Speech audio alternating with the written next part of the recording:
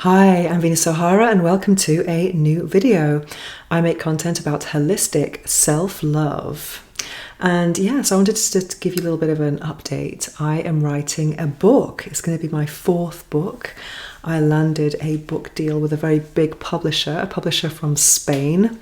So I'm writing my book in Spanish, and it's about orgasmic manifestation. So how to use your sexual energy to manifest. This is a topic that I have shared quite a lot of on this channel. It's something that really fascinates me. It's not for everyone though. I think you have to be open to some esoteric ideas and definitely open about sexuality and things similar to the law of attraction. Yeah, I know it sounds a little bit woo-woo, but I kind of like that. So for many years, I have been a sexpert. I still am. And in 2018, until that point, I was very much focused on pleasure. And I still am focused on pleasure. And especially helping people to connect with their bodies, to feel pleasure, and to prioritize pleasure. I really think it's life-changing. It has been for me. And this has been something I wanted to share with the world. And I thought that the physical pleasure plus the emotional potential that you can encounter in a sexual experience with someone who values you, I thought that was like the best thing ever. And it still is great, but there's another layer of sexuality which right now feels way more alluring and exciting to me. Yeah, so I think sexual energy is a very powerful energy. It's the energy that created us as humans. But there are other uses for it, not just procreation and not just pleasure. There's also a powerful element to it. And when I say power, I'm talking about things like personal power, always with good intentions, of course. Things like healing, divine connection, and yes, even manifestation. And that's what my book focuses on. So it's basically channeling your energy, sexual energy, orgasmic energy towards your non-sexual goals.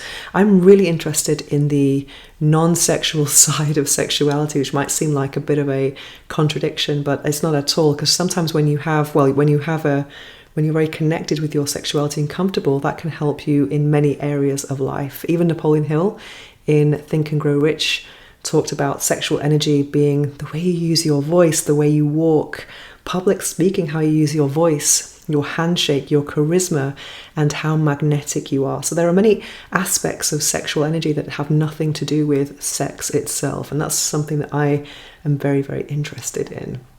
So I discovered sexual manifestation, orgasmic manifestation in 2018, and it really blew my mind because I was already reviewing sex toys at the time. So instead of focusing on pleasure, it gave me a whole new intention for my self-love habits, let's say, or my self-love rituals. It completely transformed them, and I was very much focused on my non-sexual goals, and that's something I use to this day. So it's been 6 years now that this practice has completely transformed me. But I do think that I didn't just stay at home and use toys to transform my life. I also took action.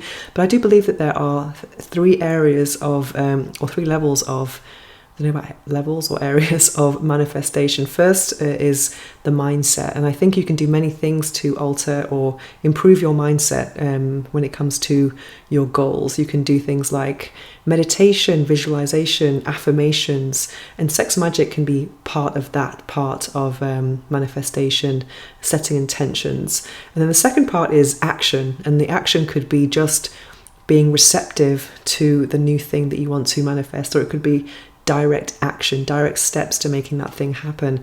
And then third is about detachment and surrender, and being okay if it comes, being grateful if it comes, and then being okay if it doesn't as well. So I believe that sex magic is part of that first component, which is all about having the right mindset. But there are other alternatives. But I do think it gives an extra layer of meaning and intention when it comes to self-love. Because I know lots of people can feel guilty about enjoying their bodies. And sometimes I spoke to a woman this week who's just bought a Satisfier and she's loving it, but she feels this huge sadness when she's finished with it, thinking, oh, I'm alone, I'm not sharing this moment with someone.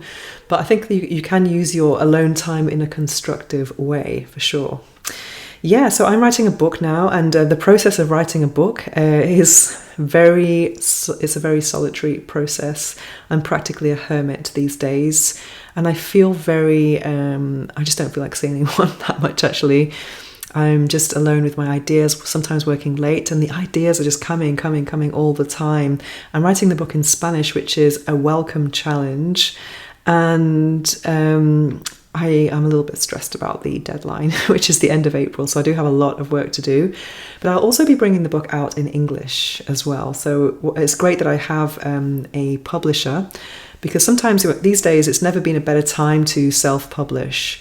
But sometimes as an avid reader, I've found with self-publishing that people could have done with a good editor, because not everyone is a good linguist. Not everyone is good at expressing their ideas with words. And you do need more than a spell check when you are publishing a book. You need a professional who can proofread, an editor who you can bounce your ideas off, who's going to see the gaps in the text that you are writing as well. I mean, you can't just do that with friends, and it's hard to sometimes see your work from the outside and be objective about it. So I'm very, very fortunate in that I have a big publisher behind me.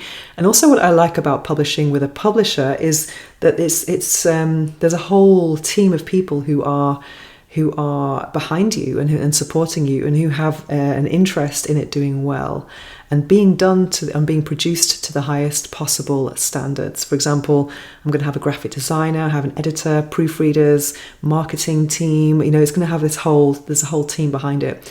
Whereas self-publishing, you don't really get that. You're kind of very much on your own, although you can potentially get higher margins, but that's debatable. Sometimes with publishers you can get big advances, and then you kind of don't worry about the fact that if it sells or not. I mean, it's all very it's changed. With each book has a different setup, and also not all publishers are the same. But something I would not advise, something I've never done, is have a finished book and then look for a publisher. That's never happened to me. Fortunately, I have landed all of my book deals. This is the 4th one now, before the book is complete, which is great. I'm very, very fortunate.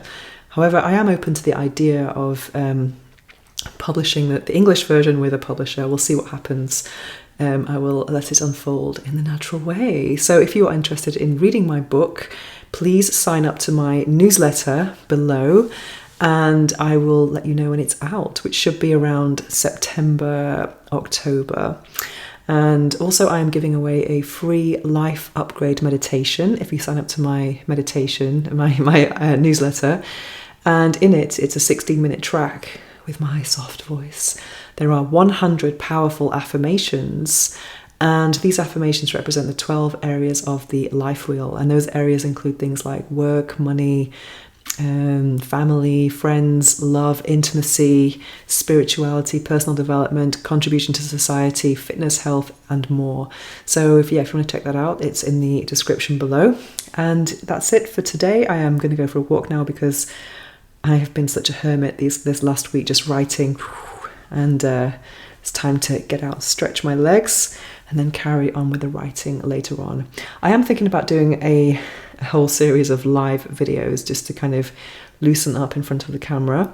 And I also want to make lots of more content as well about different topics related to holistic self-love. I'm very passionate about a lot of things in personal development, spirituality, and sacred sexuality, etc.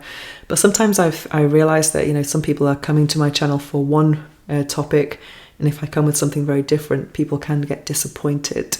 But I guess that's the risk one has to take, and I do want to bring my whole self to this channel anyway, because I have a lot more to share than what you've seen until now. Also, I want to be talking about the no makeup challenge, because it's been 2 weeks now with no makeup. It doesn't make sense to wear makeup, and I've just been at home writing my book, but it's also something I'm kind of embracing for now. And I would like to talk about that soon as well as many other things. If you have any topics you would like me to talk about or any questions, don't hesitate to write to me at venus@venussahara.org, or leave a comment below, because I read and reply to all of the comments. that's it for today. Thanks for watching and thanks for being here. See you soon. Mwah.